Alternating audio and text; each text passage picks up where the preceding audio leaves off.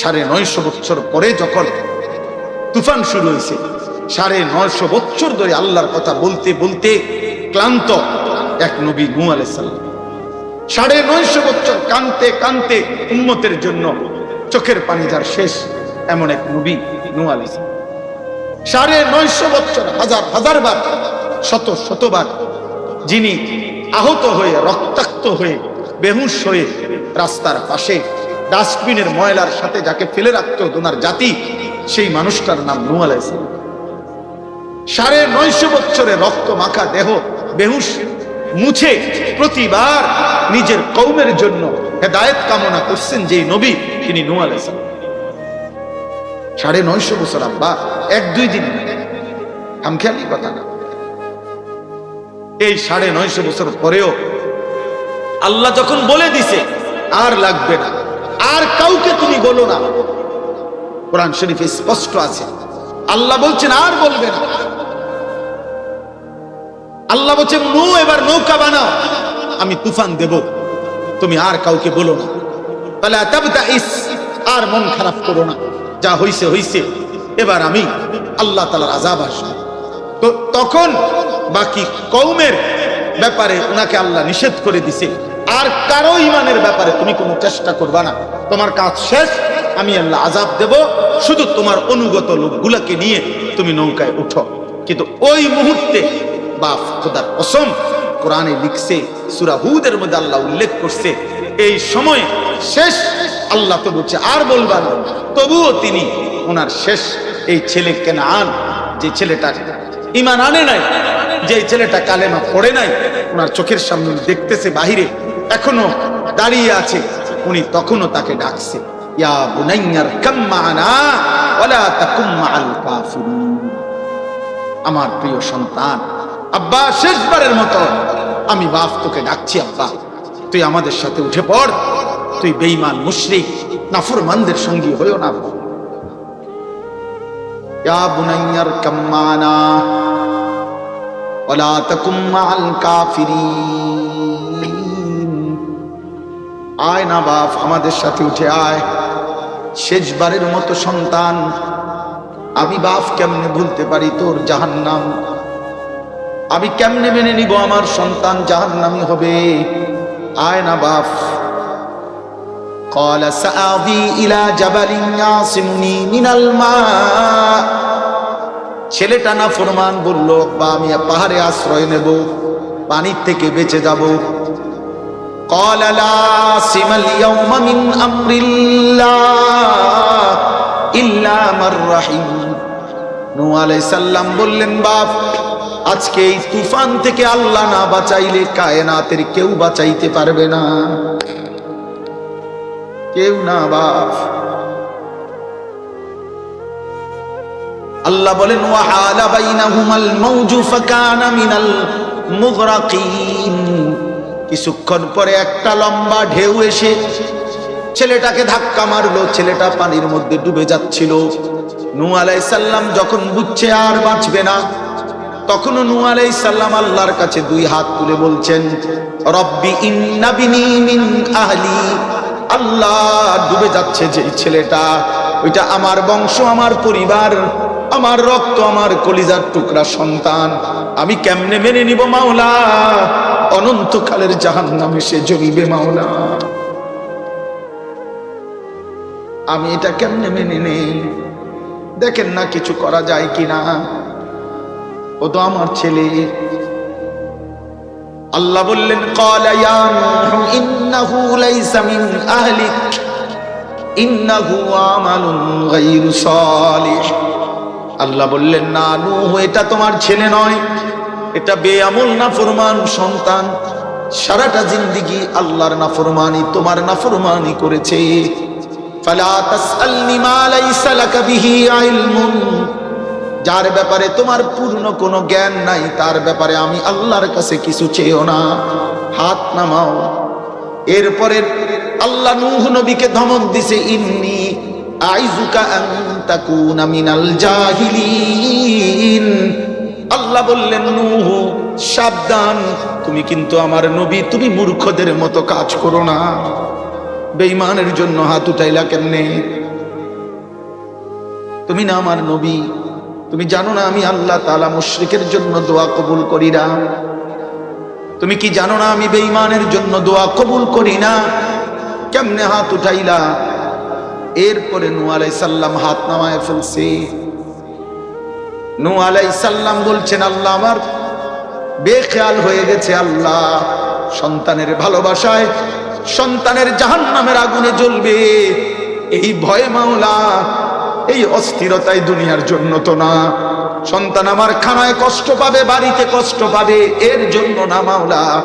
ছেলেটা আমার জাহান্নামের আগুনে জ্বলবে এই অস্থিরতায় আমি ভুলে গেছিলাম, আমি হাত তুলে ফেলছি। আপনি আমারে মাফ করে দেন।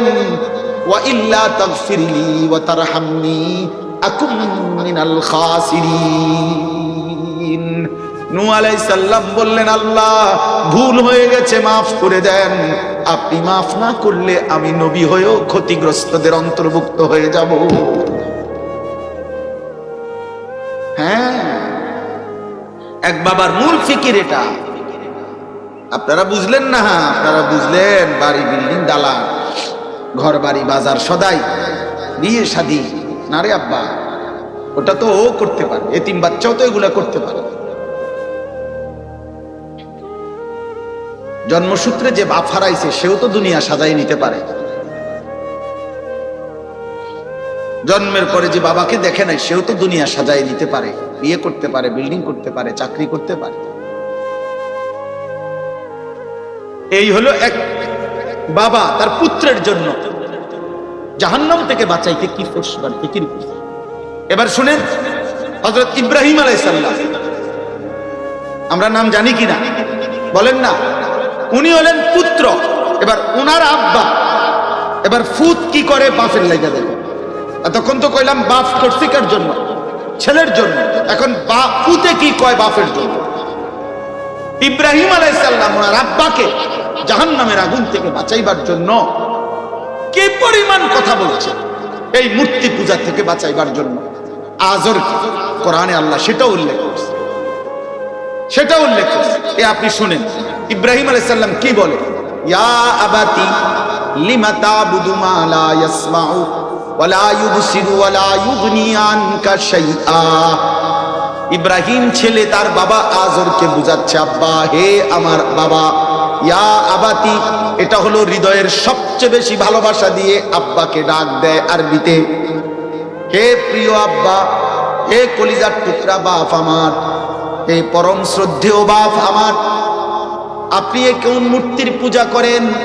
মা লা ইয়াসমাউ যে কিছুই শোনে না, ওয়ালা ইউবসিরু যে কিছুই দেখে না, ওয়ালা ইউগনি আনকা শাইআ যে এক বিন্দু কোনো উপকার কারো করতে পারে না।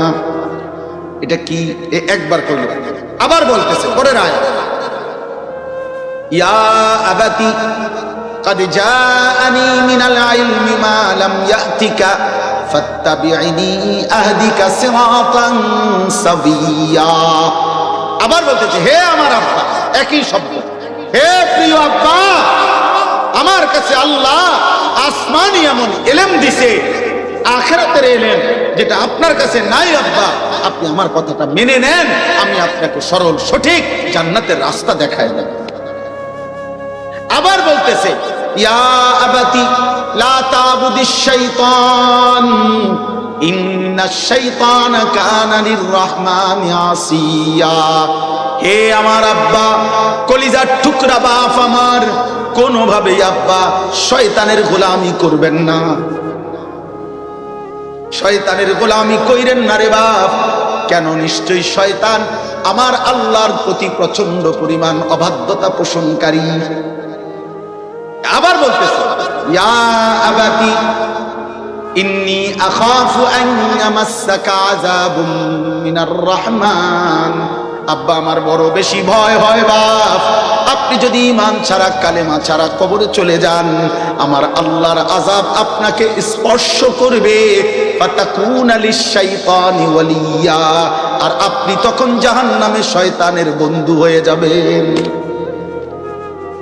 তাফসীরের মধ্যে লিখছে যে হে পৃথিবীবাসী, দেখো একজন সন্তান চারটা বাক্য বলছে, চারবারই বলছে হে আব্বা, হে আব্বা, হে আব্বা, হে আব্বা। আমি আপনার পরিবর্তন চাই, পরিবর্তন চাই, আখিরাত চাই, আখিরাত চাই, আখিরাত চাই। আব্বা আমি জমির হিসাব চাচ্ছি না, আমি বাড়ির হিসাব চাইতেছি না, আমি খাট পালঙের হিসাব চাই না, আব্বা আমার ওয়ারিসি সম্পত্তি চাই না, আপনাকে জাহান্নাম থেকে বাঁচাইতে চাই। বাপ বাঁচেন, বাঁচেন, বাঁচেন। এই হলো ইমানদারের ফিকির। এবার আপনারা, আমি, আপনি সবাই যার যার জিম্মাদারির উপরে ইনসাফ করেন। আপনি বলেন, আপনি যদি সন্তান হন, আপনার বাবার জন্য আপনার এই ফিকির আছে কি? আপনি যদি বাবা হন, আপনার পরিবারস্থ সন্তান, স্ত্রী পরিজনের জন্য, তাদের ঈমান আমল আখিরাতের জন্য আপনার এই ফিকির আছে? আপনি হিসাব মিলান। আর যদি বলেন মক্কার কাফের কুরাইশদের মতো যে হুজুর, কোরআন শরীফে আছে সমস্ত অবিশ্বাসী মুশরিক বেঈমানদের একটা বড় আপত্তি ছিল, তারা আখিরাতের ব্যাপারে সন্দেহ পোষণ করত। এই জন্য নবীজিকে আখিরাতের ব্যাপারে ভিন্ন ভিন্ন পাল্টা যুক্তি দেখাইত, তারা সন্দেহ করত। এটাও যদি আপনাদের কারো থাকে তো সেটা বলেন যে না হুজুর বলেন তো ঠিক আছে, কিন্তু আমার তো মনে হয় না আখিরাত হবে। এমন কি মনে হয় এখানে?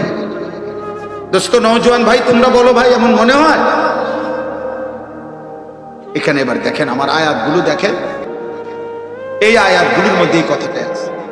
আল্লাহ তাআলা বলতেছেন 21 নম্বর পারা কোরআনুল কারীমের 32 নম্বর সূরা, সূরাটার নাম সূরা সাজদা।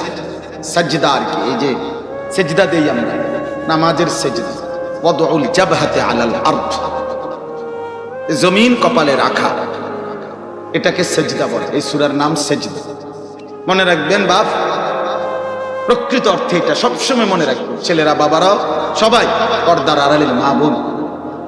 মূলত এই কপাল আকার সহজ কথা হলো ইনসাফের যাতে যদি কেউ চিন্তা করে, তো যদি কেউ সামান্য ন্যূনতম বিবেক দিয়া ভাবেন, বুঝবেন যে হাত, চোখ, নাক, কান, জিহ্বা, ঠোঁট, আমাদের পাও, আমাদের মেধা, আমাদের অন্তর, এই সব কিছু খাটাইয়া আমরা দুনিয়াতে হাজারো আইটেমের উপার্জন করি। চাকরি, ব্যবসা, ক্ষেত খামার, কৃষি, পড়া লেখা, যে যা দুনিয়া সাজাচ্ছি, তো এগুলোর জন্য এই সব অঙ্গ শরীরের ব্যবহার হয়, কোনো না কোনো অঙ্গ। কিন্তু সূক্ষ্মভাবে চিন্তা করলে দেখবেন এই কপালটা, এই কপাল, এইটা দুনিয়াবি উপার্জনের কোনো কাজে লাগে না। এটা দিয়ে কিছু ধাক্কায়ও না, এটা দিয়ে কিছু টানেও না, এটা দিয়ে কিছু আলগায়ও না, এটা দিয়ে কিছু নামায়ও না। মানে কপাল দিয়া কোনো কাজ হয় না, দুনিয়াবি কোনো কাজ হয় না। তাহলে কেউ যদি বিবেক থাকে, সে যদি জিজ্ঞেস করে আল্লাহ তাহলে এই কপালটা আপনি কেন বানাইলেন, যেটা দিয়ে ধরা যায় না, ছোঁয়া যায় না, ধাক্কা দেওয়া যায় না, আজ্ঞানো যায় না, ফিচ্চানো যায় না, দুনিয়ার কোনো উপার্জনের কামে কপাল তো লাগে না, এটা দিলেন কেন? খোদার কসম, আরশ আজিমের মালিক আল্লাহ বলবো, বান্দা আমি আল্লাহ সারা দেহের অঙ্গ তোমার উপার্জনের জন্য যদিও দিছি, কপাল শুধুই আমাকে সেজদার জন্য দিছি। আমি চেয়েছিলাম কপালটা শুধু আমারে দিবে।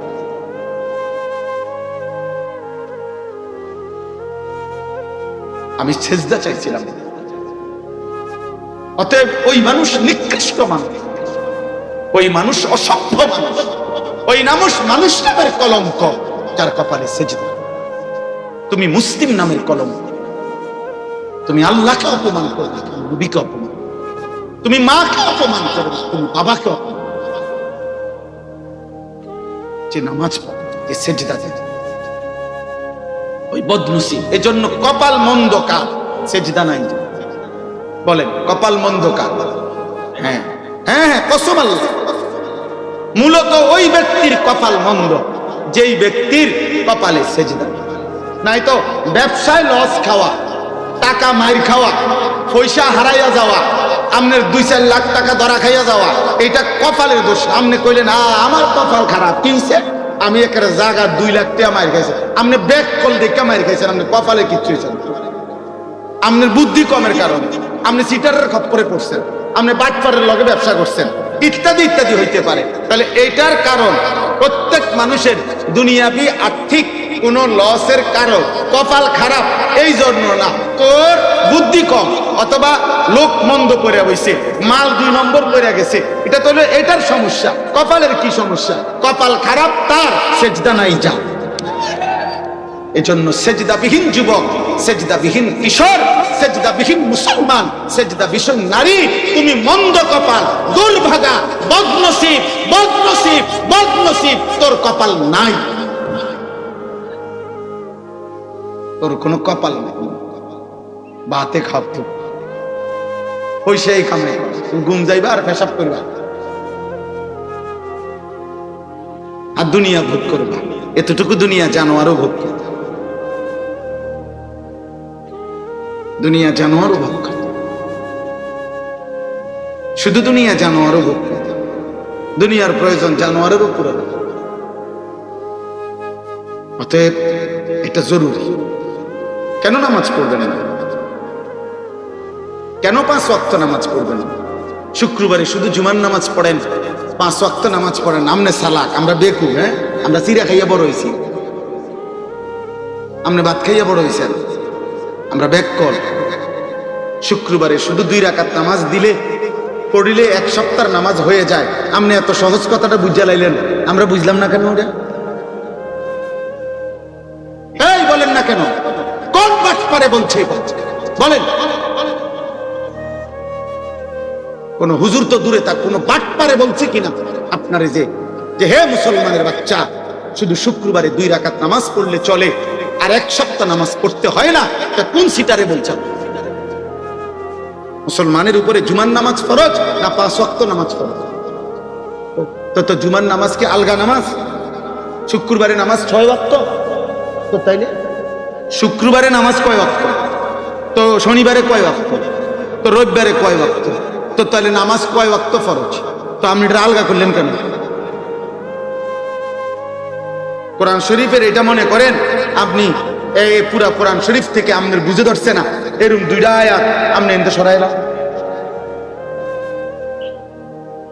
অনুমতি আছে? তো তার আপনি এটা কেমনে, আপনি এই ভাগ করলেন কেমনে যে বেকুব যারা হেরা পরে 5 ওয়াক্ত, আমি বুদ্ধিমান আমি পড়ি 1 ওয়াক্ত? বলেন আব্বা, বলেন। ফজরের নামাজ কেন পড়বেন? ফজরের নামাজের সময় মহান আল্লাহ তাআলা ভোরবেলা যে ঘুম থেকে জাগায়, সেটা কি আল্লাহ জাগায় না? রাত্রিবেলা ঘুম পাড়ায়, তো সেটা আল্লাহ ঘুম পাড়ায় না? বিষয়টা কি? আমার কিশোর ভাই, যুবক ভাই, আমি হাত জোড় করে অনুরোধ, প্রিয় ভাই আমার, সন্তান আমার, বন্ধু আমার, ফজরের নামাজ মুমিনের নামাজ। ফজরের নামাজ ঈমান আর নিফাকের পার্থক্য, মুমিন না মুনাফিকের। ফজরের নামাজ আজিবুশ শান নামাজ। ফজরের নামাজ এমন নামাজ, যেই নামাজে সারা রাত্রি আল্লাহর জমিনে যত কোটি ফেরেশতা থাকে সবাই ফজরের নামাজ পড়ে। সারা দিন যত ফেরেশতা জমিনে থাকবে, খোদার কসম হাদিসে আছে, তারা ফজরের নামাজ জামাতে পড়ে।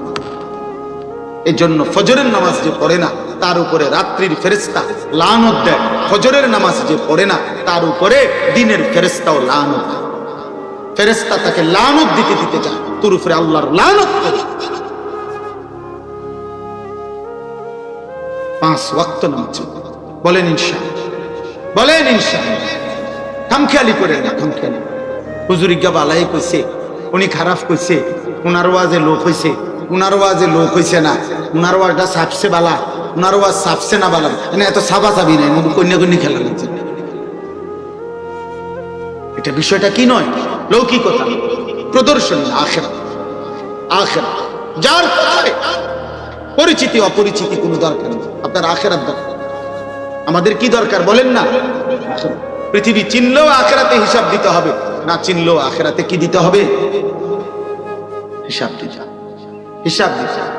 একটা একটা গুনাহ ছাড়েন, একটা একটা গুনাহ। এই বাবা, একটা একটা গুনাহ ছাড়েন। আমিও আপনি, আমিও আপনি। নারীর ছবি দেখো না বাবা, অস্থির উলঙ্গ দৃশ্য দেখো না আব্বা, নারীর ছবি, জিনা ব্যভিচারের দৃশ্য, মোবাইলের এই আসক্তি, ছেলে মেয়েদের এই অবাধ মেলামেশা, ছেলে মেয়েদের এই অবাধ হারাম প্রেম, হারাম সম্পর্ক, আল্লাহর কসম, খোদার কসম বলছি, আল্লাহ কোরআনে বলছে নারী পুরুষ ছেলে মেয়ে বিবাহ বহির্ভূত হারাম সম্পর্ক যারা করবে, রবের ওয়াদা এটা, আল্লাহর ওয়াদা এটা, আমি তারে দুনিয়াতেও বেইজ্জতি করব, আমি তারে আখিরাতেও বেইজ্জতি। এটা আল্লাহর ওয়াদা, সূরা নূরের মধ্যে আছে। আল্লাহ বলছে আমি তোকে দুনিয়াতেও অপমান করব, আমি তোকে আখিরাতেও, তোর দুনিয়াও জাহান্নাম বানায় দেব, তোর আখিরাতও জাহান্নাম। ইন্নাল্লাযীনা ইউহিব্বুনা আন তাশিআল ফাহিশা ফিল্লাযীনা আমানু লাহুম আযাবুন আলীমুন ফিদ দুনিয়া ওয়াল আখিরাহ। ফিদ দুনিয়া, এই যে দুনিয়া, এটা বুঝছেন না? আরবিটা কথা বুঝেন নাই? ফিদ দুনিয়া এই কথাটা বুঝছেন না? দুনিয়া যে এইটা কোরআনের আয়াত। আল্লাহ বলে মুসলিম জনসমাজে যারা অশ্লীলতা ছড়িয়ে দেয়, আর অশ্লীলতা বলাই হয় আজিনা ওমা আশবাহুহু, অর্থাৎ ব্যভিচার, জিনা, নারী পুরুষের অবাধ মেলামেশা এবং তৎসংশ্লিষ্ট যাবতীয় বিষয়। নারী পুরুষের, ছেলে মেয়ের বিবাহ বহির্ভূত গুনার যত সম্পর্ক, এবার চোখে দেখেন, কানে শোনেন, হাতে ছুঁয়ে দেন, সঙ্গে থাকেন, কল্পনায় ভাবেন, কানে আলাপ করেন, হ্যাঁ, রাতের পর রাত জেগে কথা বলেন, উলঙ্গ ছবি দেখেন, নর্তকীর নাচ দেখেন, অথবা জিনা করেন, নিজের হাত লজ্জাস্থানে নাপাক ব্যবহার করেন, কিংবা যাই করেন, শাহওয়াতের যা, এটা অশ্লীল, এটা অসভ্যতা, এটা বেহায়াপনা। পৃথিবীর কোন সভ্য সমাজে, মানবতার কোন সমাজে অশ্লীলতাকে, অসভ্যতাকে, নারী পুরুষের অবাধ যৌনাচারকে পৃথিবীতে কখনোই কোথাও ভদ্রতা বলা হয় নাই। কোন বেঈমানও বলে নাই, কোন মুশরিকও বলে নাই, কোন ইহুদির বাচ্চাও বলে নাই, কোন খ্রিস্টানের বাচ্চাও বলে নাই। নগ্নতা নগ্নতাই, অসভ্যতা অসভ্যতা। অতএব আজকের এই ছেলে মেয়েরা, বেপর্দা ছেলে মেয়েরা যত অত্যাধুনিক পোশাকে পড়ুক, যত অত্যাধুনিক ফ্যাশনই করুক, যত রঙে ঢঙ্গে নাচুক না, ওরা অসভ্য অসভ্য অসভ্যই থাকবে। আপনি ভদ্রতার যত রঙই লাগান, তো এটা সবটা অসভ্যতার রঙই, দুর্গন্ধ, পায়খানা বাড়বেই, দুর্গন্ধ বাড়বে। ডিজাইন বানায় না, ডিজাইন করলে হবে। হ্যাঁ, অতএব কোনোভাবে এটা করা যায়। একটা যুবক ভাই, তোমার চরিত্র তোমার জীবনে ভুল, তোমার আখলাক তোমার জীবনে ভুল। একটা নারীর কাছে হেরে গেল, লজ্জাস্থানের চাহিদার কাছে হেরে গেল, আহা, ওর কাপুরুষ আর কেউ হইতো। আমি একটা পুরুষ বেটা, আমার হাতে পৃথিবী গড়বে, আমার হাতে দেশ গড়বে, আমার হাতে জাতি গড়বে, আমার হাতে সংসার গড়বে, আমার হাতে পৃথিবী গড়বে, আমার হাতে আমার সন্তান গড়বে, আমার হাতে আগামীর পৃথিবীতে কালেমার পতাকা উঠবে, আমার হাতে ইসলামের বিজয়ের নিশানা উঠবে। সে কেন নারীর কাছে হেরে? জীবন মানে শুধু ছবি, জীবন মানে শুধু একটা বেডি দেখা, উলঙ্গ দৃশ্য দেখা, আকামলা কথা কাটবে না। জীবনের কোনো অর্থই তো জানে না, জীবনের কোনো উদ্দেশ্যই তো ছিল না। নারীর চাহিদা, নারীর প্রয়োজন, এ তো আল্লাহ তাআলার ওয়াদা। আল্লাহ বলছে, বান্দা আমি তোমার বৈধ চাহিদা পবিত্র বিবাহের মাধ্যমে আমি পূরণ করে দেব, এটা আমার ওয়াদা। ওয়াদা। এই পৃথিবীতে আমরা এই মানুষগুলো বিবাহের পবিত্র সম্পর্ক যদি না হতো, তো এই সম্পর্কের পবিত্রতার মাধ্যমেই আমরা আসছি না? কথা বলেন না কেন? আমি কোনো মা বাবার সন্তান না, তাহলে এক স্বামী স্ত্রীর পবিত্র ভালোবাসার সন্তান না। আপনি কোনো মা বাবার সন্তান না, তা আপনারা কোনো মা বাবার সন্তান না, তো স্বামী স্ত্রী, নারী পুরুষের এই মেলামেশা, হালাল পবিত্র চাহিদা পূরণ, এর বরকতেই আল্লাহ তাআলা এই পৃথিবীতে মানব প্রজন্ম এই পর্যন্ত আনছেন। এভাবেই আগামী কিয়ামত পর্যন্ত চলবে। আল্লাহ আমাদেরকে হেফাজত। আমি অনুরোধ করছি আমার যুবক, আখলাকের হেফাজত, আখলাকের হেফাজত। গান বাদ্যের আড্ডা, গায়িকা নায়িকার আড্ডা, মোবাইলের মাধ্যমে হোক, কোন গানের আড্ডা, কোন নর্তকীর আড্ডা, কোন ছবির আড্ডা, কোন নৃত্যের আড্ডা, কোন বাদ্যযন্ত্রের আড্ডায় কোনোভাবে ভাইয়া অংশগ্রহণ করো, অংশগ্রহণ করো, অংশগ্রহণ করো।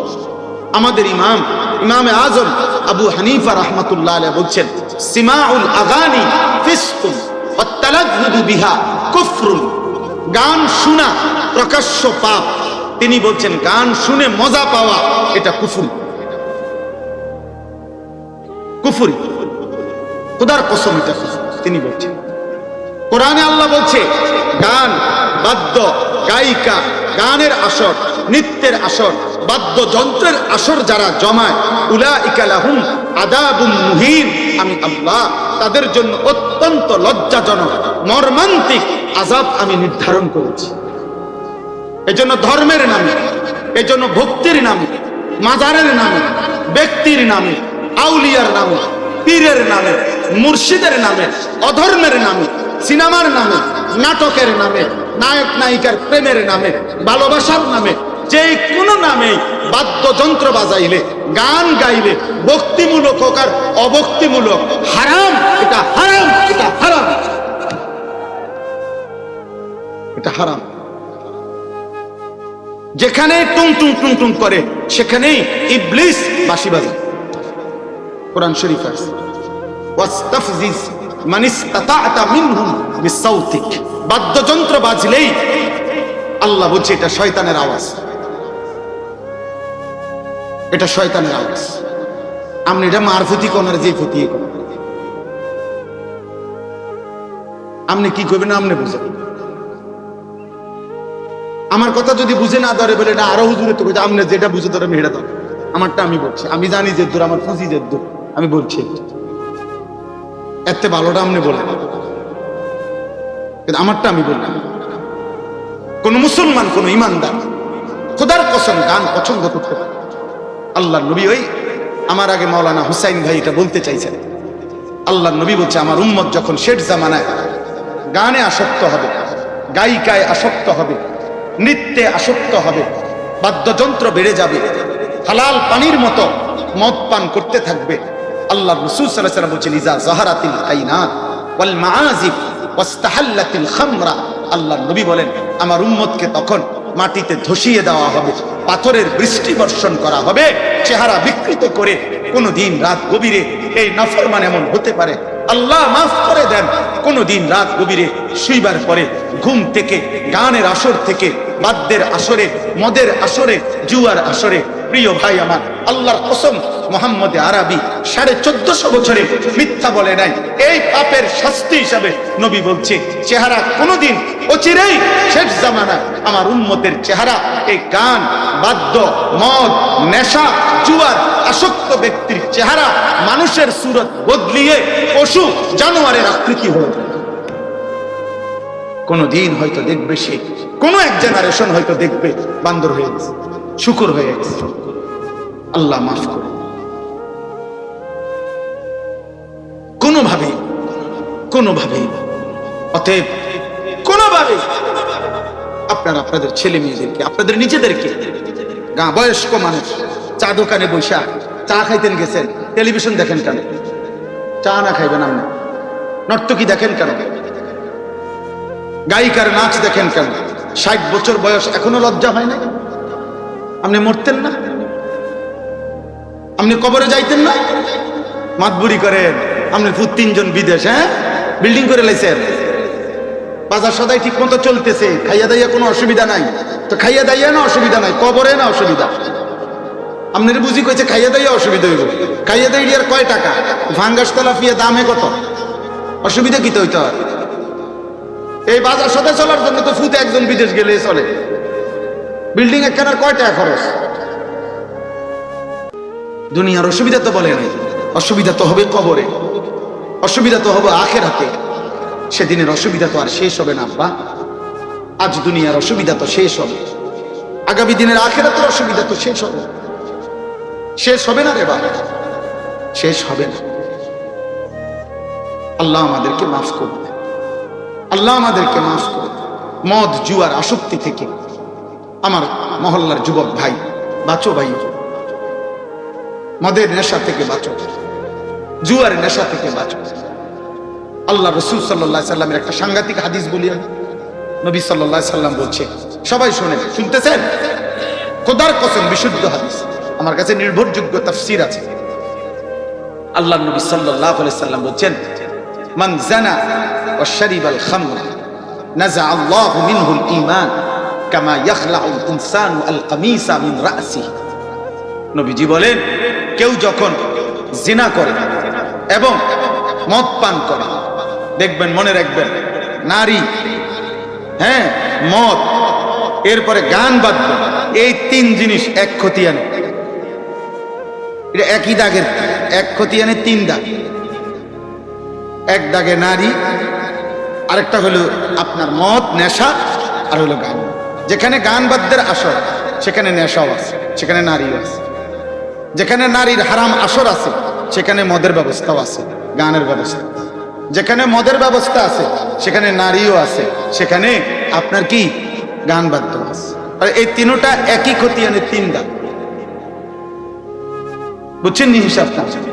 আল্লাহ রাসূল সাল্লাল্লাহু আলাইহি সাল্লাম বলেন, যে জিনা করে এবং মদ পান করে, তো আল্লাহ তার কলিজা থেকে ঈমানকে এভাবে টেনে বের করে ফেলে, মানুষ তার গায়ের থেকে জামা যেভাবে খুলে ফেলে।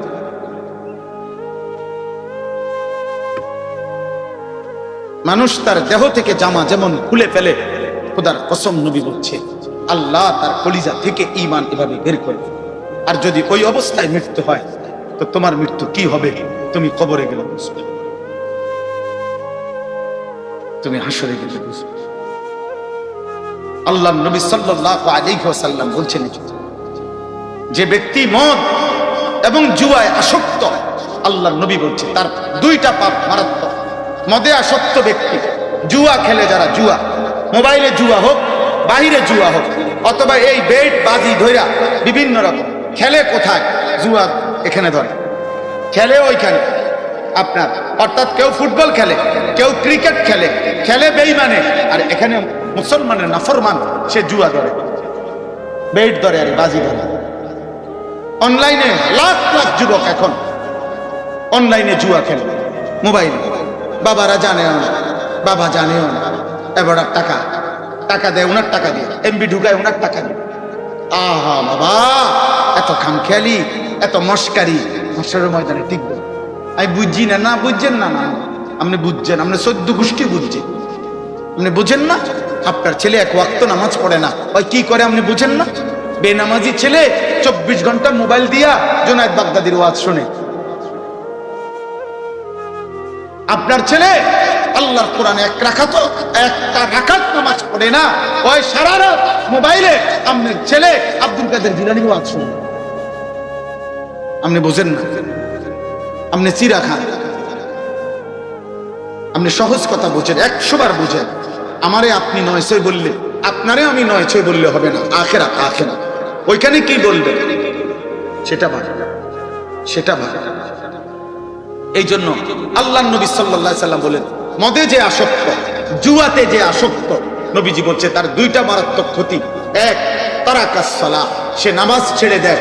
2, এটা বলাও কঠিন হাদিস, নবীজি বলছে মাদকাসক্ত, জুয়ায় আসক্ত এই নাফরমান ধীরে ধীরে ওয়াকা আলা আম্মাতিহি ওয়া খালাতিহি, আল্লাহর নবী বলেন সে অচিরেই তার আপনজনদের সাথে, চাচি, মামি, ফুফি, খালা, চাচাতো, মামাতো, ফুফাতো, খালাতো, বোন, এমন নিকট আত্মীয়, মাহরাম, নিকট আত্মীয় নারীদের সাথে জিনা, ব্যভিচার করতে উদ্যত। আল্লাহ নবী সাল্লাল্লাহু আলাইহি সাল্লাম বলেন, কোন মানব সন্তান কিয়ামতের দিন আল্লাহর সামনের থেকে 5টি প্রশ্নের উত্তর না দিলে এক কদম আগে বাড়বে, হিসাব দিতে হবে। আন উমরিহি ফিমা আফনাহু, আল্লাহ জিজ্ঞেস করবেন, বান্দা আমার দেওয়া পুরা হায়াত কোথায় ব্যয় করেছো, বলো বান্দা। ওয়া আন শাবাবিহি ফিমা আবলাহু, আমার দেওয়া যৌবন কোথায় নিঃশেষ করেছো, আবার বলো। একবার পুরা হায়াতের হিসাব দিতে হবে, আবার পুনরায় বলবেন যে আবার যৌবনের হিসাব দাও। যেন প্রত্যেক ব্যক্তির যৌবনের হিসাব দিতে হবে 2 বার, একবার পুরাটার সাথে, আরেকবার পৃথক। একবার মনে করেন 60 বছরের হিসাব দেওয়ার সময়ও যৌবন কাল বলতে হবে, আবার আল্লাহ বলবেন ঠিক আছে এবার পৃথক। কমপক্ষে 15 থেকে 40 মানুষের পূর্ণ যৌবন মূল হইল এই 25 বছর। এই 25 বছরের হিসাব আলাদা দাও। আবার বল, আবার বল, হায়াতের হিসাব দুইবার দিতে হবে, একবার পুরা হায়াত, আরেকবার যৌবন। ও আন মালিহি, আল্লাহ তৃতীয় প্রশ্ন করবেন, তোমার প্রতিটা সম্পত্তির ব্যাপারে আমি আল্লাহর কাছে হিসাব দাও। দুইটা হিসাব দিবা, তুমি দুটোটা বলবা। মিন আইনা ইকতাসাবা ওয়া ফীমা আনফাকা, প্রতিটা টাকা, প্রতিটা উপার্জনের ব্যাপারে তুমি বলো উপার্জন করেছো কিভাবে, ব্যয় করেছো কোথায়। হালাল হারাম তুমি বলো, তুমি পরিষ্কার। এখন কও যে আমি এটা সুদে নিছি, এটা আমি কিস্তিতে নিছি, এটা আমি ঘাম ঝরাইয়া নিছি, এটা আমি হালাল ভাবে নিছি। তুমি বলো, তোমাকেই বলতে হবে আজ হালাল কোনটা, হারাম কোনটা, সুদের টাকা কোনটা, কিস্তির টাকা কোনটা, 2 নম্বরই কোনটা, 6 নম্বরই কোনটা। ওজনে কম দিয়া কাস্টমারকে ঠকাইছো, এখন কও, তুমি কও, আজকে তুমি বলবে, খোদার কসম বলতে হবে। ইয়াউমা তুবলাস সারাইর, আল্লাহ বলেন বান্দা এই সৃষ্টির সমস্ত গোপন বিষয় সেদিন হাসরের ময়দানে আমি আল্লাহর পক্ষ থেকে খুলে দেওয়া হবে, খুলে দেওয়া হবে, খুলে দেওয়া হবে। সেদিন সব মানুষ শুনবে, এবং সবচেয়ে ভয়ানক কথা হলো, মনে রাখবে, প্রত্যেক মানুষকে তার পরিচিত জনদের সাথেই উঠানো হবে। আমারে আপনারে সিন জাফানের মানুষের সাথে উঠাবেন। এই এখন যেমন চোখ চেনা চেনা, এ তখনও চোখ চেনা চেনা, এলোমেলো উঠাবে না। ইয়াউমাইদিন ইয়াসদুরুন নাসু আশতাতা লিয়ুরাউ আ'মালাহুম, আল্লাহ বলে সেদিন কিয়ামতের দিন ফেরেশতারা মানুষকে দলে দলে, গ্রুপে গ্রুপে টেনে নিয়ে আসবে, গ্রুপ গ্রুপ করে। অতএব এই মানুষগুলো শুনবে, সেদিন সবাই দেখবে, শুনবে, আল্লাহর সামনে বলবে না যে আল্লাহ আমার এই টাকাটা সুদের, আমার এই টাকাটা বাটপারি, আমার এই টাকাটা ওই আমার ওই লোকটার ঠকাইয়া।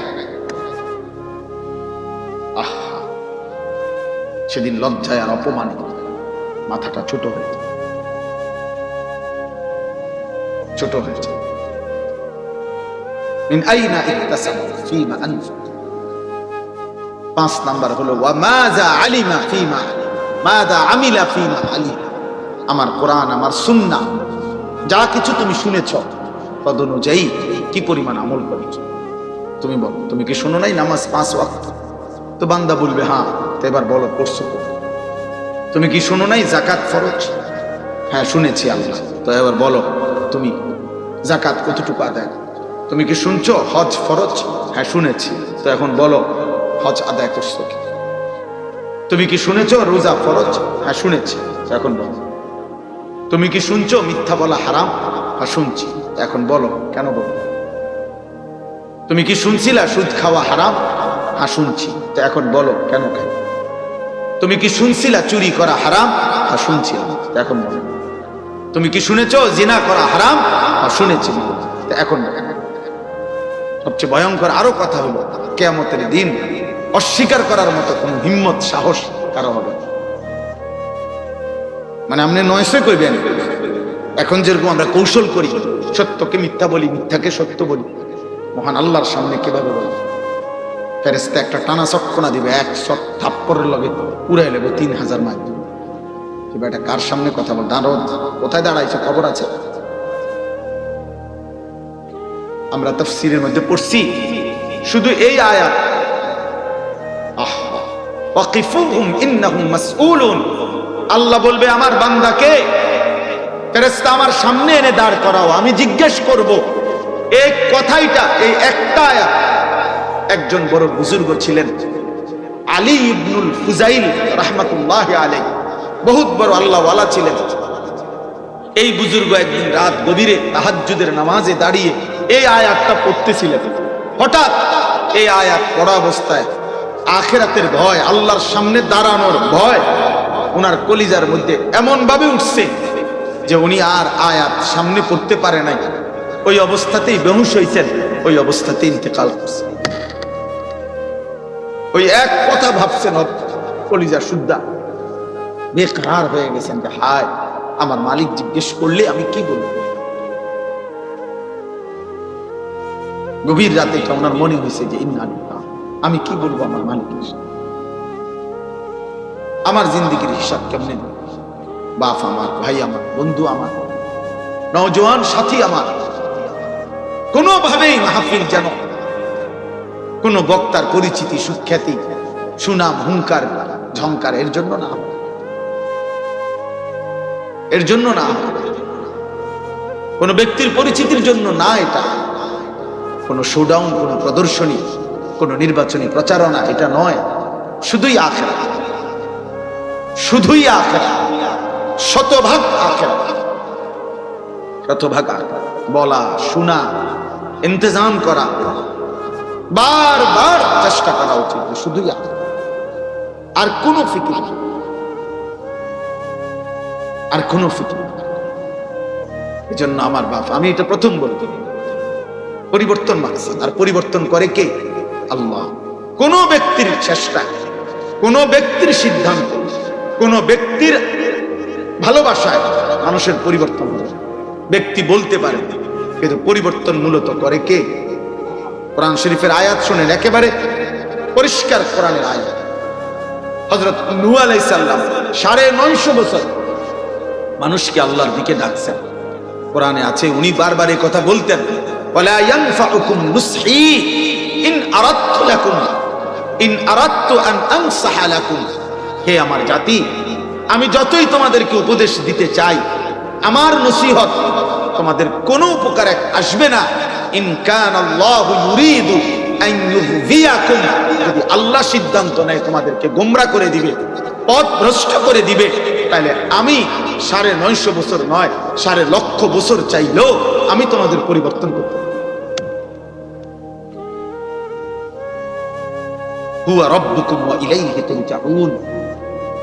এরপরে তিনি বলতেন, তিনি তোমাদের রব, তার কাছেই তোমাদেরকে ফিরতে হবে।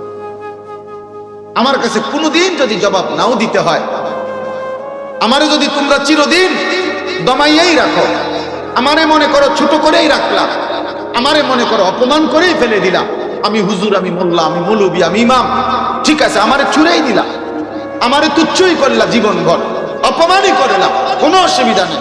হুয়া রাব্বুকুম, তিনি তোমার রব, ওয়া ইলাইহি তুরজাউন, তার কাছেই তোমাকে ফিরতে হবে। কথা বলতে হবে তার সাথে, জবাব দিতে হবে তার কাছে, হিসাব দিতে হবে তার কাছে। এটা জরুরি, আপনার ভীষণ জরুরি। আত্ম উপলব্ধি চাই, নিজের ভিতরে এই বিবেক চাই, এই অনুভূতি দরকার, এই অনুভূতি দরকার। এখন দাঁড়িয়ে আপনি আজ আমি যা করছি, এতে আখিরাত টিকবে? আল্লাহর সামনে বলতে পারবেন তো? দিনের পর দিন যাদের নামাজ ছুটে যায়, কি হবে তাদের? একটি মসজিদকে কেন্দ্র করে মনে করেন 50 ঘর যদি মুসলমান হয়, 50 ঘরের মধ্যে যদি 4 জন করে পুরুষ হয়, কথার কথায় ধরলাম, তাহলে 200 জন পুরুষ, তাহলে 200 জন পুরুষ কমপক্ষে ধরে নিলাম এই মসজিদকে কেন্দ্র করে, এর মধ্যে হতে পারে 100 জন ছেলে, কিশোর যুবক। এখন ফজরের নামাজ, খোদার 365 দিনে ফজরের নামাজে উপস্থিতি কত? তো এই মহল্লার এই 100 যুবক ফজরের নামাজ পড়বে কোন বছর থেকে? আপনাদের মসজিদ যে বছর 6 তালা শেষ হবে ওই বছর থেকে নাকি? মসজিদ আরো করেন, এটা আরো বাড়ান, মসজিদ 6 তালা করেন, এগুলো পুরান হয়ে গেছে, টাইলস এই মডেল চলে না, বদলান, আরো ডিজাইনেবল করেন। হ্যাঁ করেন তো, অসুবিধা কি? মুসল্লি মহল্লাবাসী নামাজ পড়লো কোন বছর? আপনি মরার পরে, আমি মরার পরে।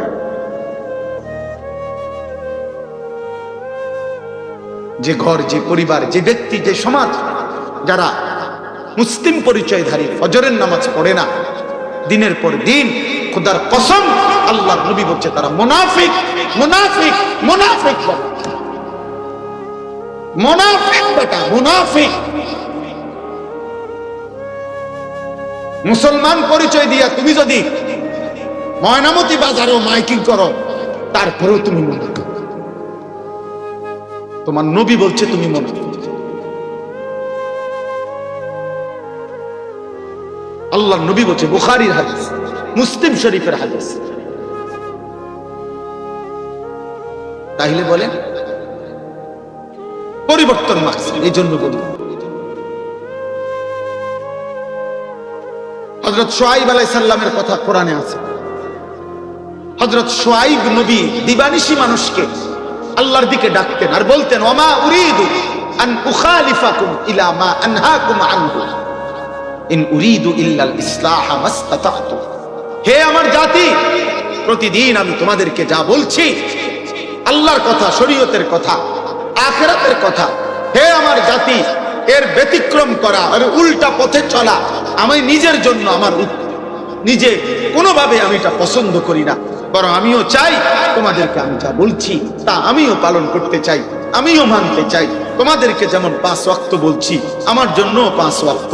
তোমাদেরকে যেমন হারাম ছাড়তে বলছি, আমার জন্য হারাম ছাড়তে হবে। তোমাদেরকে যেমন আল্লাহর গোলামি করতে বলছি, আমাকেও আল্লাহর গোলামি করতে হবে। বাকি তোমাদেরকে তাইলে কেন বলছি? জাতি, আমি শুধু আমার সাধ্য দিয়ে তোমাদের পরিবর্তন চাচ্ছি। ইন উরিদু ইল্লাল ইসলাহ, আমার সাধ্যটুকু দিয়ে তোমাদের সংশোধন চাচ্ছি, সংশোধন চাচ্ছি। কেউ নিজেকে চালাক মনে করুন, আমিও না, আপনি।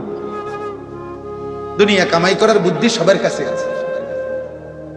ভাত মাছ চাল ডাল টাইলস এগুলো সবাই চিনেন। বা খুব আশ্চর্য কিছু না। শুধু শুধু আত্ম অহমিকায় ঢুকবেন না। বাড়ি করছেন, বিল্ডিং করছেন, সোফা আছে, খাট লাগাইছেন, টাইলস লাগাইছেন, এটি কোনো আশ্চর্য কিছু না। এটি চেনে না বা বোঝে না এমন কোন বদিল্লাও নাই, এমন কোন মূর্খ নাই। মূর্খ একবারে গন্ড মূর্খ এগুলো চেনে। দুনিয়া একটা ফালতু জিনিস, এটা সবাই বোঝে। এত ফালতু জিনিসের জন্য এত দামি হায়াত পুরা শেষ করে ফেলতে হবে, এটা বোকামি ছাড়া কিছু না। এত বোকামি ছাড়া কিছু না। আখিরাত পরিবর্তন চাই, আর পরিবর্তন এটাই মূল মাকসাদ। এই জুমার বয়ান মাকসাদ আখিরাত। মসজিদের ইমাম সাহেব বলুক আর আমি বলি, আর বাংলাদেশের শ্রেষ্ঠ বক্তা না, পৃথিবীর শ্রেষ্ঠ বক্তা বলুক, ফিকির একটাই, আখিরাত। বলেন কি? সবাই বলেন, বলেন বলেন। জওয়ান ভাই আপনারা বলেন। দোস্ত, এই শব্দ মুখস্থ। আখিরাত ভুলে গেলে জীবনের অর্থ থাকে না। বাবা, মুসলমান হওয়ার পরে যার অনুভূতিতে চলতে ফিরতে 24 ঘন্টায়, 100 ঘন্টায়, 1 সপ্তাহে, 3 দিনে, 1 দিনে, 10 দিনে, আরে আব্বা, একবারও যার আখিরাত মনে পড়ে না, রবের সাথে যার সুতা ছিঁড়ে গেছে, মালিকের সাথে যার বাঁধন ছিঁড়ে গেছে, সে আর মানুষ থাকে না।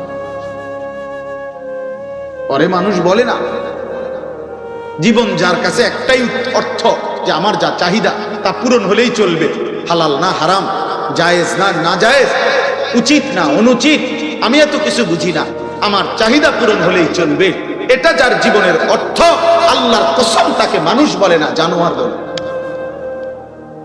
এটা জানোয়ারের ধর্ম, কোরআনে আছে। এটা পশুর ধর্ম, চতুষ্পদ জন্তুর ধর্ম এটা, যে সে বুঝে তার চাহিদা পূরণ। এজন্য জানোয়ারের কোনো হালাল হারাম নাই, পাক না ফাক নাই, হালাল হারাম নাই, জায়েজ না জায়েজ। আমার চাহিদা পূরণ হলেই চলবে।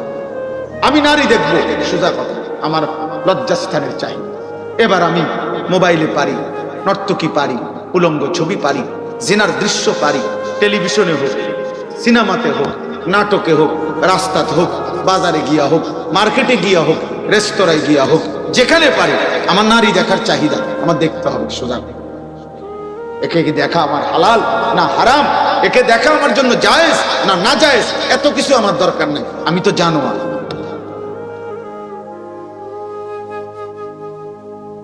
আমি তো ইনসান না। ইনসান হলে না আমি পার্থক্য বুঝি।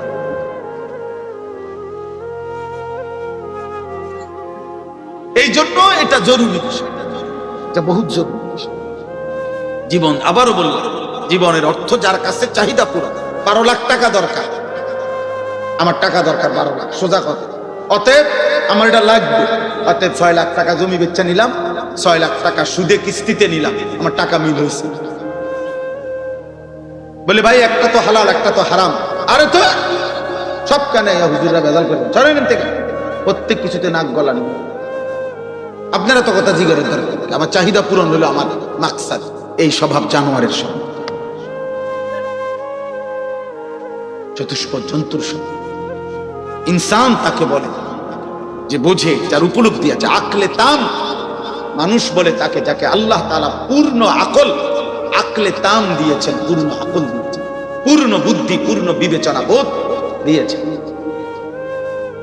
প্রত্যেক প্রাণীকে, প্রত্যেক সৃষ্টিকে আল্লাহ তাআলা প্রয়োজন পরিমাণ কিছু না কিছু আকল দিয়েছেন, কিন্তু সর্বাধিক পূর্ণ আকল আল্লাহ দিয়েছেন কাকে? মানুষ। মানুষ এই মোবাইল যারা হাতে ধরে রাখছেন, মোবাইল আপনারা নামাইয়া আমার কথা এমনি তাকাই আসুন, আমি বললাম ভালো হবে, আপনার জন্য ভালো। কাউরে দেখানোর জন্য পরে এডিট হইয়া দেবে, হেবটার দরকার হলে হেবটা পরে শুনুন, নাহলে উনি আইসে না। কথা বুঝেন না? মহিলা যদি জিজ্ঞা বলে আমি শুনলাম, বলে তোমার কাছে ভালো হইয়া চলতে, সোজা হয়ে যেতে, সোজা পর্দা পুশিদা করতে, আল্লাহ খোদা মানতে, শেষ কথা শেষ। আর আপনি শুনুন, আপনার কলিজে আল্লাহর ভয় আসলে পুরো ফ্যামিলির উপর ইনশাআল্লাহ একটা আসর করবে। আপনার হাঁটতে ওটা হৃদয় যদি আপনার নড়ে, ইনশাআল্লাহ এটা নিয়ম, এটাই নিয়ম। আপনার হৃদয় নড়লে আশপাশও নড়বে।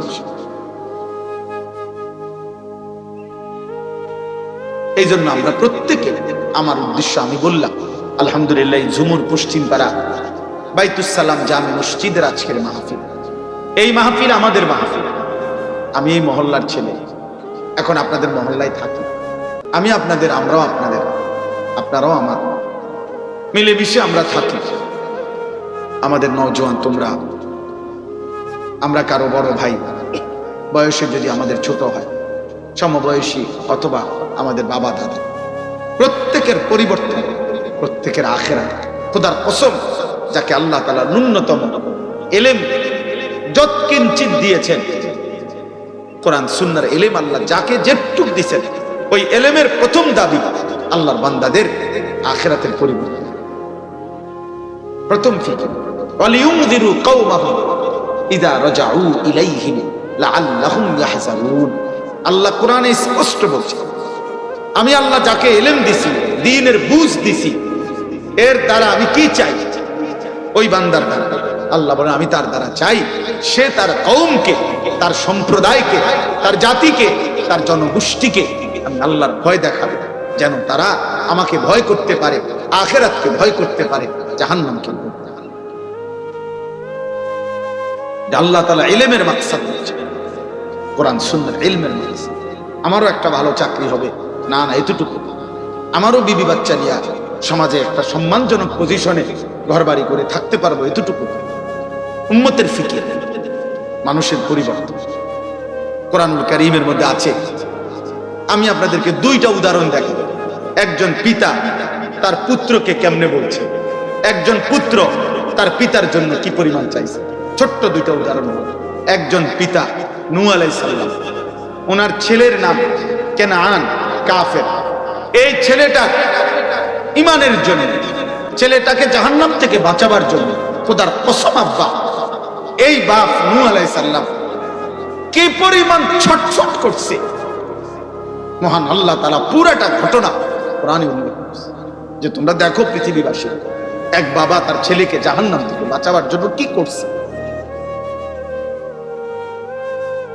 কি করছে। কি বুঝলেন?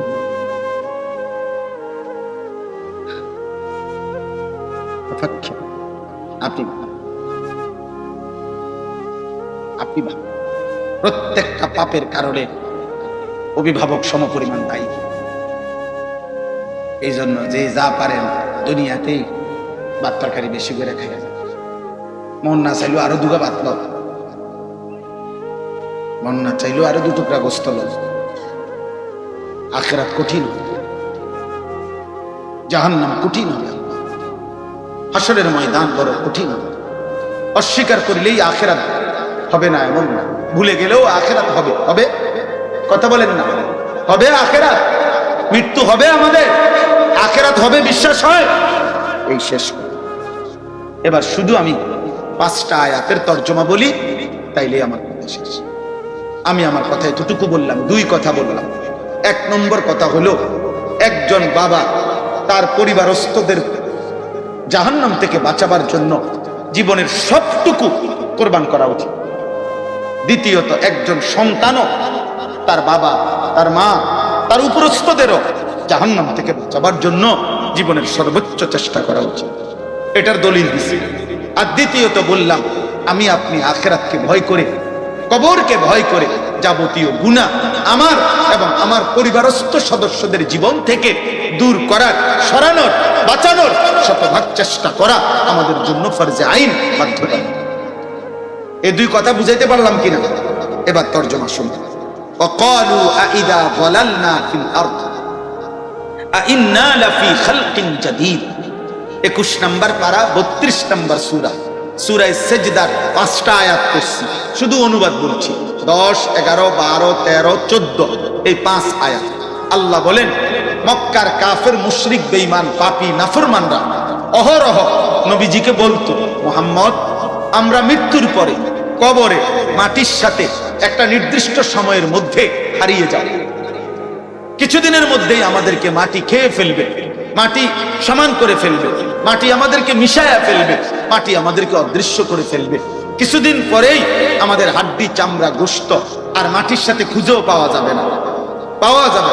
মনে করেন 500 বছর আগে এখানে আপনার কবর ছিল, এমন হাজারো জায়গা আছে যেখানে এখন কবর তো দূরে থাক, ওই জায়গা নদী হয়ে গেছে, খাল হয়ে গেছে। তাহলে লাশ তো দূরে থাক, কবর তো দূরে থাক, মাটিও তো নাই। তো তারা বলতো, মুহাম্মদ, সেই রকম আমাদেরকে যারা মাটির সাথে এভাবে হারিয়ে যাব, মিশে যাব, আমাদেরকে পুনরায় নতুন করে কিয়ামতের দিন আল্লাহ আবার সৃষ্টি করে হাসরের ময়দানে উঠাবে, এটা কিভাবে সম্ভব? পাইব কই? হাড্ডি কই, চামড়া কই, গোশত কই, রক্ত কই? যুক্তি দেখায় কার সাথে? কার সাথে? আল্লাহর সাথে। মানে আল্লাহরে বলতেছে, আপনি কেমনে পারবেন? নবীজির মাধ্যমে জানতে চাইতেছে। আল্লাহ বলেন, বাল হুম বিলিকাই রাব্বিহিম কাফিরুন। হে বন্ধু, আপনি বুঝেন নাই বন্ধু, মূল বিষয় হলো ওদের প্রত্যেকের কলিজার মধ্যে আছে আখিরাত হবে, এটা ওরা বুঝে। আমি আল্লাহ সর্বশক্তিমান, ওরা জানে। যিনি সর্বশক্তিমান তিনি সবই করতে পারে, এটা তারা জানে।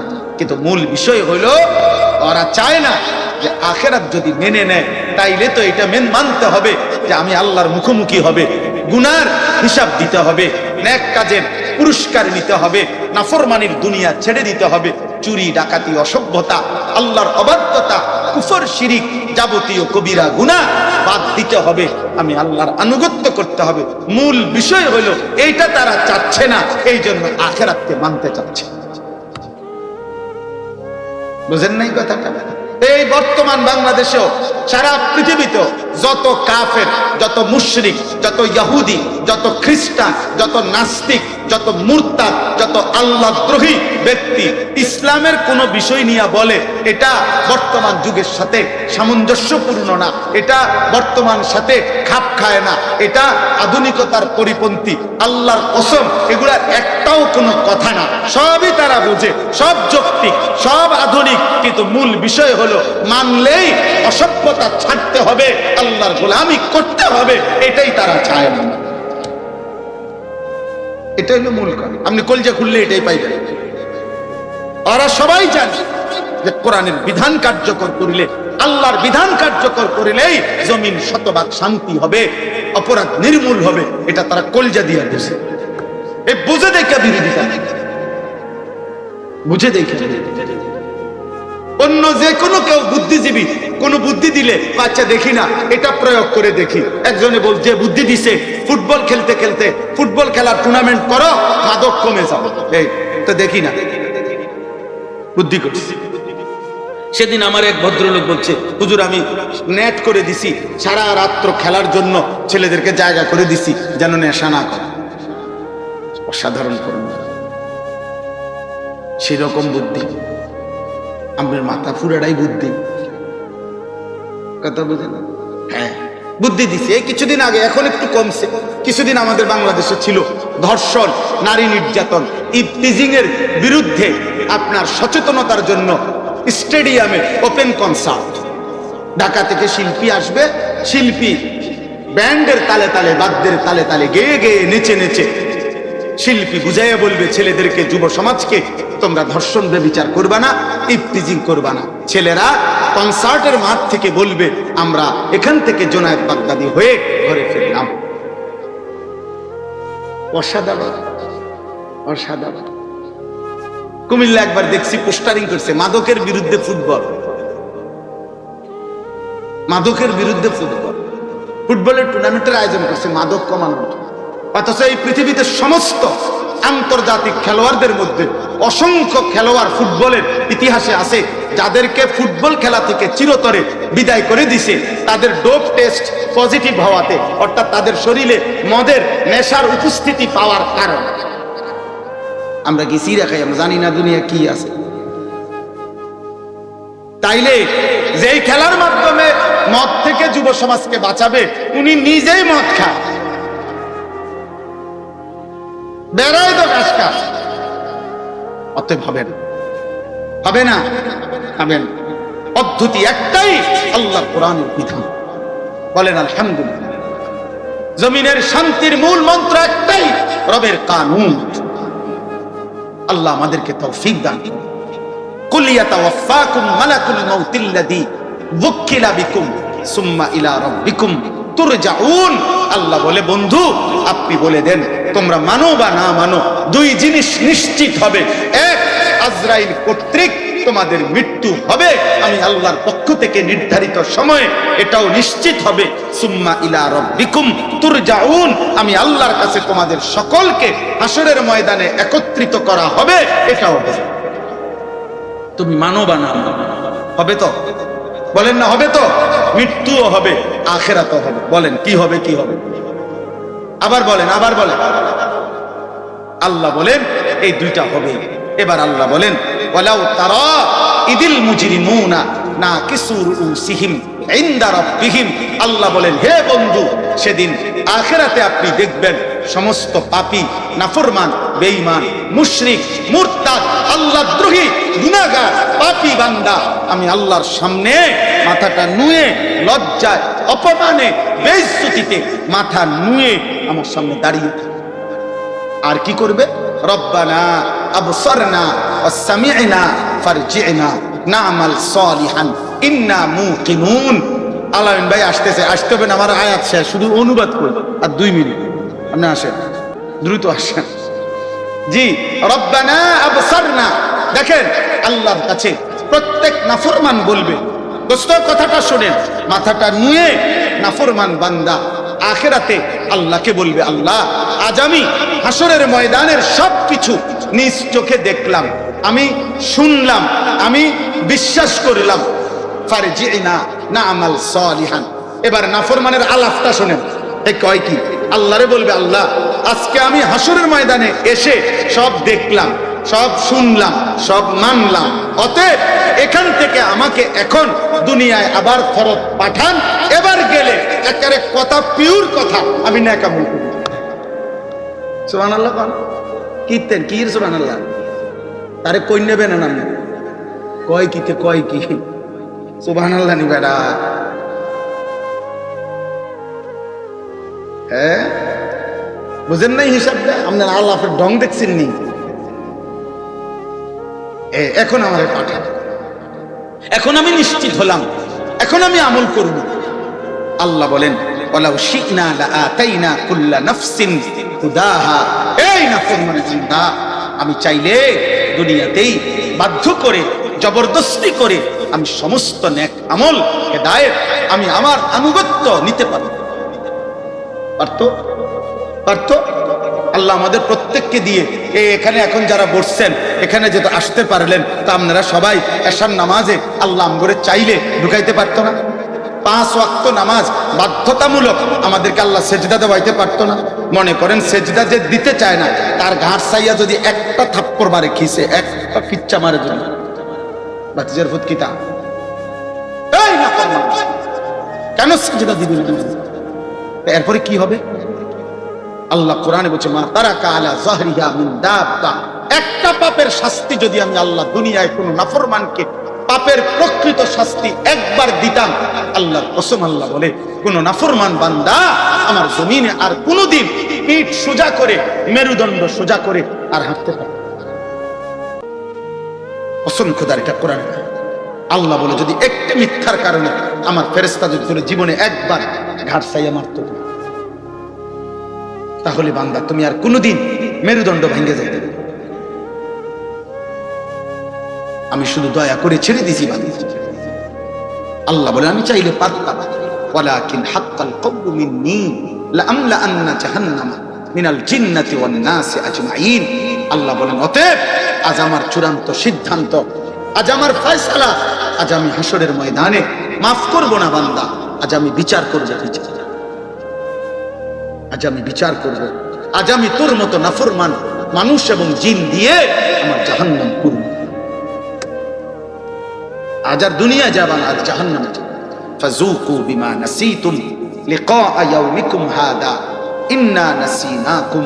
আল্লাহ বলেন, হে আমার নাফরমান বান্দা, দুনিয়ায় থাকতে তুমি আখিরাত ভুলে গিয়েছিলে, আজ আখিরাতে আমি আল্লাহ তোমাকে ভুলে যাও। ওয়াযুকু আযাবাল খুলদি বিমা কুনতুম তা'মালুন। সারা জীবনের নাফরমানির বিনিময়ে অনন্তকালের জাহান্নামের আযাব ভোগ করতে, তোমার পাপের শাস্তি। নাউযুবিল্লাহ, বলেন নাউযুবিল্লাহ। আমার বাপ, আমি আপনাদের কাছে অনুরোধ করছি, এটুকুই আমার কথা। চলেন আমরা সিদ্ধান্ত নিই, আমরা আল্লাহকে রাজি করি। বলেন ইনশাআল্লাহ। যুবক ভাই বলো ইনশাআল্লাহ, নওজোয়ান ভাই বলো না ইনশাআল্লাহ। 5 ওয়াক্ত নামাজ পড়ো দোস্ত, তোমার জন্য তুমি পড়ো, তোমার জন্য তুমি পড়ো, তোমার ভালোর জন্য পড়ো। কোন নাফরমান পাপীকে প্রিয় ভাই পৃথিবী মনে রাখে, পৃথিবী সম্মানের সাথে উচ্চারণ করে, পৃথিবীতে তার নাম স্মরণীয় হয়। ফেরাউনের নাম পৃথিবীর কেউ কুত্তার নামও রাখে, নমরুদের নাম পৃথিবীতে কেউ কুত্তার নামও রাখে, আবু জাহেলের নাম পৃথিবীতে কেউ কুত্তার নামও রাখে, আবু লাহাবের নাম পৃথিবীতে কেউ কুত্তার নামও রাখে। জন্য নাফরমান কোনদিন পৃথিবীতে প্রিয় হয়ে স্মরণ হয়, তার নাম স্মরণীয় হয় না। যদি কেউ উচ্চারণ করে তো সে ঘৃণা বলে, ঘৃণা বলে। এজন্য আমরা প্রত্যেকে আজকের এই মুবারক মাহফিলে নিজেদের আখিরাতের ফিকিরে 5 ওয়াক্ত নামাজ পড়বো ইনশাআল্লাহ। ফজরের নামাজ সবাই পড়ার চেষ্টা করব, বলেন ইনশাআল্লাহ। যাবতীয় মদ, জুয়া, গান, বাদ্য, জিনা, ব্যভিচার, অশ্লীলতা থেকে বাঁচার আমি আপনি সকলেই চেষ্টা করব ইনশাআল্লাহ। আমাদের জন্য দোয়া করেন। আপনাদের কাছে আমার এবার আর 5টা মিনিট একের ঘড়ি ধরা, প্রিয় ভাই মাওলানা বয়ান করবেন, আপনাদের কাছে 5 মিনিট সময় একের ঘোড়া। আমার দেরি হয়ে গেছে, আমি আরো আগে ছেড়ে দেওয়ার কথা ছিল, কিন্তু আপনাদের এই উপস্থিতির মহব্বত দেখে আমি আসলে বলছি। আমার 5টা মিনিট হাত জোর করে অনুরোধ। আমি খুব লম্বা কালেকশন করতে জানি না, কিন্তু এই মসজিদটা আমি মহব্বত করি। প্রায় সময় কেউ উঠেন না, আমি অনুরোধ করলাম কেউ উঠবেন না, দয়া করে একজনও উঠবেন না। আপনারা 5টা মিনিট প্রত্যেকে, অনেকেই আছেন এই মসজিদে বাৎসরিক এই মাহফিলে কিছু দান করে থাকেন। মসজিদের সারা বছরের অনেক জরুরত থাকে, একটা মসজিদ ঈদগাহ সংস্কার করতে হয়। এখানে আজ হোক কাল হোক আমারও দিলের তামান্না একটা মাদ্রাসা হোক। আমি আবুল খায়ের ভাইয়ের কাছে অনেকবার বলছি, আমাগো মহব্বতের মানুষ আপনারা সবাই, আমি আপনাদের, আপনারাও আমাদের, এই মিলেমিশে একটা মাদ্রাসা দাঁড় করানো উচিত, ছোট্টখাট্ট পরিসরে হলেও, যেন এলাকার কবরবাসী, কমপক্ষে এই কবরস্থানের কবরবাসীদের রুহের মাগফিরাত হয়। এই জন্য আগামী দিনে যেন এটা ধীরে ধীরে করা যায়। মসজিদের বাকি কাজ, মসজিদের যাবতীয় বছরের সমস্ত কর্মকাণ্ড সম্পাদন করা যায়। এই জন্য আপনারা প্রতি বছরই দিয়ে থাকেন। আমার কষ্ট না দিয়া আমি অনুরোধ করি, আমি দিল থেকে দোয়া করব, আপনারা যদি বলেন যে কে কত দিবেন অথবা নিয়ে আসছেন, এগুলা যদি দেন আমার হাতে দোয়া করে দিলাম। আর যারা পরে দিবেন তো বলেন, আর নগদ হইলে নগদ দেন, দয়া করে ফিরাইয়া দিয়ে নেন। যারা আনছেন টাকা বাড়িতে নিয়ে নেই, পড়ে যাবে ফটো, টাকা পড়ে যাবে, পরে বিপদে পড়ে আন্ধারে অন্ধকারে খুঁজতে পাইতেন। দেন ইনশাআল্লাহ, বিসমিল্লাহ করে বলে যারা যারা আনছেন এখনই আমার হাতে দেন, দয়া করে দেন ইনশাআল্লাহ, বলেন ইনশাআল্লাহ দেন, শুরু করেন। যারা নিয়ত করছেন অথবা বলেন আমি ইনশাআল্লাহ দেবো হুজুর, মসজিদের জন্য আমি 5,000 টাকা, 10,000 টাকা, 1,000 টাকা, 2,000 টাকা আগামী দিনের জন্য দিবেন, তা আপনারা মহব্বত করে বলেন। শুরু করেন, একজন শুরু করেন, শুরু করলেই বরকত হবে ইনশাআল্লাহ। মাশাআল্লাহ। ভাইয়ের নাম